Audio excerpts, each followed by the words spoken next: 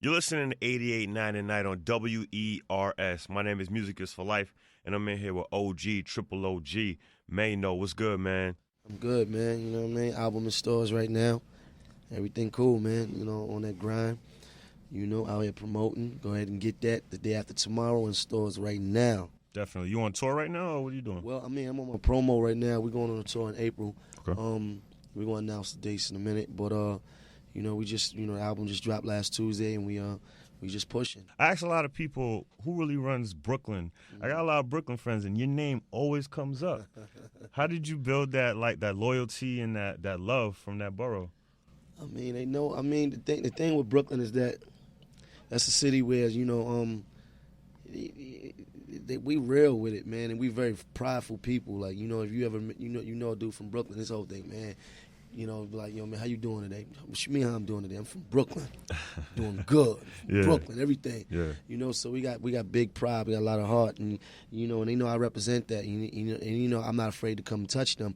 You know, any given time you may see me in Brooklyn. You understand? Like, you're really not gonna really see no other artists in Brooklyn like that, like outside, like you know, maybe on a summer day, you may ride by. You know, sometimes people come through on buses and they see me outside and they're like, oh my God, in cabs they see me and they can't believe I'm out there, but I'm really from there. And then I never like to forget that, and I always like to come back there. You know what I mean? Like, I throw little cookouts and stuff.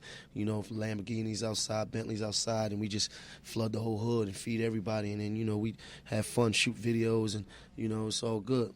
That's dope. So are you a Nets or a Knicks fan? I'm Knicks, man, all day, but, you know, the Nets coming from Brooklyn, Right. so I got to run, you know, for real.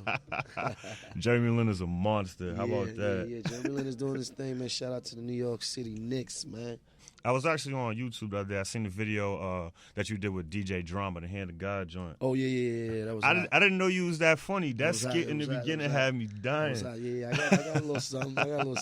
You know what I mean? You know, when you secure in your manhood and you know who you are, and ain't nothing, you know, you could clown around like that. Like, you know, dudes got this notion of me like I'm on this super tough thing, like, and it's not even like that. You know what I mean? Like, I like to have fun all the time. And, you know what I mean? We laugh and we joking, and, you know, but, you know, people they fear what they don't understand. So you know, it's all good though. But that was funny though. You know, it was like reverend, like, you know, evil is good.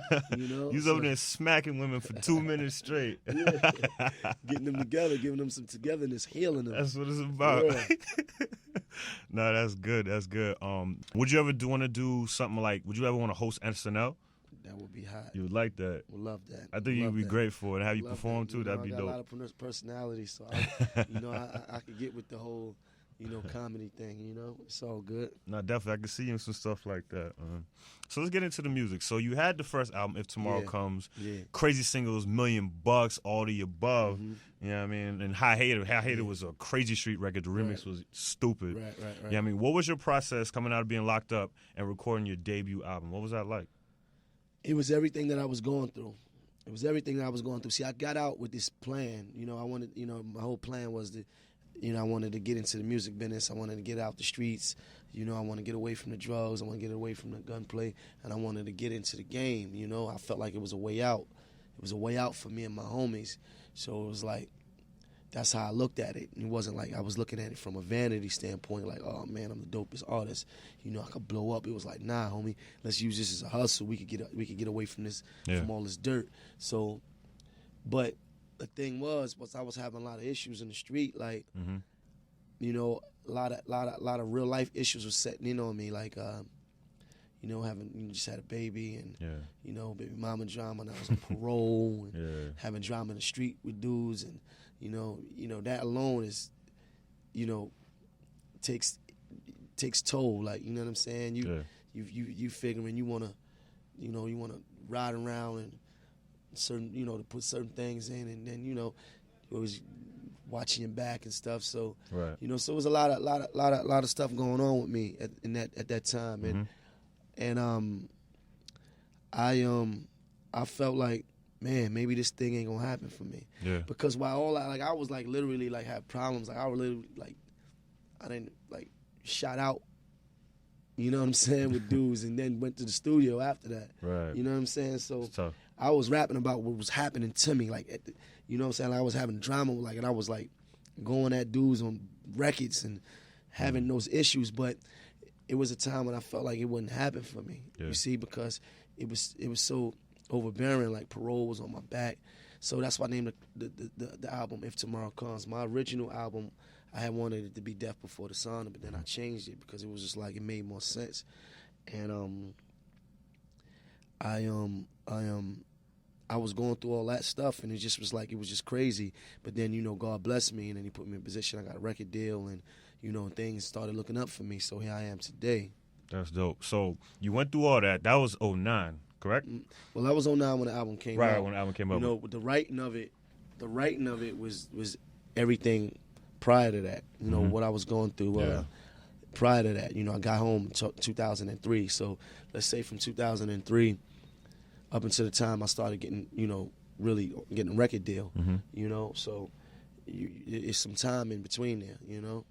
Fast forward, 2 years later, mixtapes, tours, albums, women, money, and we got 2011, Day After Tomorrow. Yeah. What was the difference in the process, I guess, of recording that? Well, my life changed. Yeah.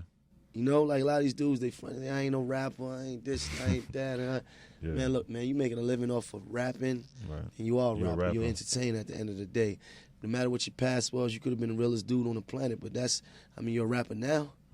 You understand? So, my life changed, my dude. Like, going from that to actually, now I'm traveling because of music. Right. You know? We ain't going to a different city because we got work. We going because we got different kind of work. Now. Right. That was you got receipts and all that. Yeah, it's music. Now we got shows, and we going across seas. We going to Japan. We going to Germany. We going to Italy. We going to all these places, and it's just like my life changed, and it broadened my mind and opened it up. But, you know, it's certain things that I started to feel like, because check this out. Before I got into the game, I had this notion that if I do get in the game, it was going to answer all my problems. As soon as I get on BT, as soon as I get a record deal, as soon as I get on the radio, as soon as I get on MTV, as soon as I get a CD, all my problems are going to vanish. Everything was going to be good. Yeah. Then you get in the game and you see that it ain't really like that. No. It's not really like that. And that's a lot of people don't know that, because I think, shoot, let me get a little mixtape out and I'm going to be all right. Nah, it's not like that. It's not like that. Yeah. You know, for everything you do, it's 10 more things you have to do. Yeah. And then, you know, it's stress on every level. Now, I ain't complaining. I wouldn't change my life for nothing in the world. But I realized, like, wow, this is not as simple as I thought, you know. And this is what I'm actually expressing on the new album, the highs and lows. You know what I'm saying? You know, the champagne, the laughter, the low points, you know, the women, the money, the loneliness, the insecurities, the disappointments, the triumphs, the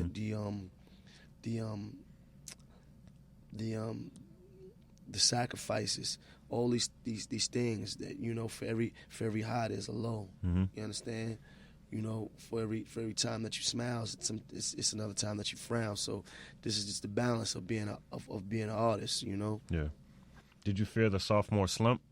Not at all. Not at all. I don't feel that. I don't know what that is. Yeah. You know what I'm saying? I go in there and make hot music. I don't know what that is. My album is hot. My album is hot. I put it against any album in the world. It's hot. And the reviews on it, and people are saying it. They saying it right now. Maino album, hot. Nah, it was smooth, man. I like that joint you just put out with the Push Montana. Yeah. Smooth. Yeah, the gangsters yeah, don't die. Exactly. Smooth. Exactly. Thank you. Now, Let It Fly, banger single. That Could Be Us video just dropped. That's picking up crazy. How do you want your fans? What do you want the fans to get from this album? First, great music. First, the thing is this: I make albums the way people used to make them, where the whole album is a concept. You understand? And there's a storyline there. I want that to be appreciated, like good music, and so far so good, because if only 10 people bought my album and 10 people appreciate it, then I did my job. You understand? I've done for them what other people haven't. I've actually given them a solid project. And that's, at the end of the day, you know, as being an artist, that's the highest form of that's what you want. You want people to to appreciate your music more than anything. Yeah. So are you gonna keep with the theme like day after tomorrow? Nah, I think I'm done with it tomorrow. Somebody came to me and was like, "You should do the day before tomorrow and go to the story before." Word. Like, you know, and I was saying, man, I don't know, you know, because I don't know. I just don't know. I just don't know. Yeah. I just don't know. I'm working on some stuff right now, but I don't know if I want to continue with the tomorrows though, you know, because you know I don't want to play it out and dry it all up, you know. Yeah, that's true. I feel you. We'll see. So what do you got up entrepreneurial wise? Like, what do you got up? You got a little movie coming out. You got a little cognac. I got some stuff. I got some stuff in the mix. You know what I'm saying? As far as television, you know, like I tell people though, I had a lot of opportunity to do television. You know, I done the World of Jinx and the MTV thing all my life, and a lot of people hollered at me after that. But the thing was, timing. Yeah. Timing. It's hard. You can't just put your day job down just to chase after another hustle. Yeah. You know what I mean? So, and that takes time also. So we're going to get to it. You know, Maino ain't going nowhere, man. We just getting started, man. And, you know, we a fan a day. Yeah. You know? That's real. Especially on the promo runs. I know exactly how that works. So what kind of music? I know you just dropped the album this week. I'm greedy because I'm already asking when's the next thing coming out. It's coming. And you know what? You represent that new wave of listening. Everything is fast. We just can't get enough. You just can't, right. Yeah. It's like you want more. So, you know, my man told me, he said, yo, when the album come out, you know you got to put another project right out immediately. I don't care if it's a mixtape or EP, you got to do it immediately. And I said, you're right, and I got you. Okay. So, okay. I got you. Before the summertime, we need something for the cookout. We need something for the cookout. Definitely, man. I'm talking about in the next 2 months. Okay. I got you. Once again, I appreciate you coming through, Maino, man. I know the tour running the promo, they get really time consuming, but you always show us love over here, and we really appreciate that. You know we're going to put that CD in heavy rotation. Album in stores right now.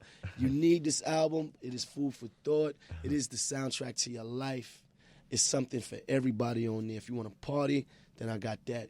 If you want to feel inspired, I got something for that. If you feel like, you know, the world is against you right now and you trying to go against you feel like, man, like me against the world, I got something for that. Anything you want to highlight a girl, got something for that. Everything, I got you, homie. Ride with me. Run with the real, because everybody complain about no more real music, all this watered down and all this and that, and everybody sound the same. Well, here you go. I didn't answer to you. I'm gonna lead you to the right religion. Follow me, baby. Once again, big shout out to Maino for coming through and showing us love. My name is Music is for Life. Make sure you keep it locked to 88.9 at night on WERS.